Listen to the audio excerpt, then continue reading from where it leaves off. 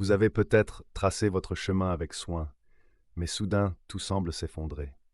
Le Coran nous rappelle dans la sourate 65:3 « Et quiconque place sa confiance en Allah, il lui suffit ».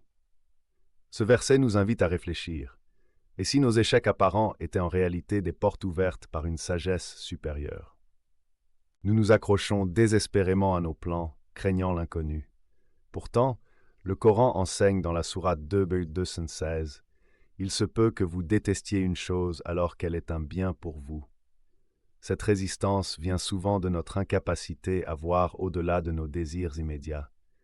Mais que se passerait-il si nous apprenions à lâcher prise? La sourate 9:51 déclare « Dis, rien ne nous atteindra, excepté ce qu'Allah a prescrit pour nous ».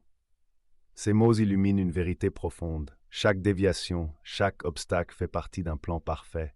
Comme le prophète Joseph Youssouf, dont les épreuves ont servi un dessein plus grand, nos détours ont un sens caché. Marie, face à l'incompréhension sociale, a fait confiance à la promesse divine. Le Coran 19 relate « C'est une chose facile pour moi, nous en ferons un signe pour les gens ». Son histoire montre comment l'abandon à la volonté d'Allah transforme l'épreuve en miracle. Votre situation actuelle pourrait-elle cacher une bénédiction similaire? Comme ce jeune diplômé qui, après avoir perdu son emploi, a découvert sa vocation dans l'aide humanitaire. La sourate 84, 5-6 le confirme. Avec la difficulté vient la facilité. Son récit illustre comment Allah réoriente nos vies vers ce qui nourrit réellement notre âme, même lorsque nous ne comprenons pas ses méthodes.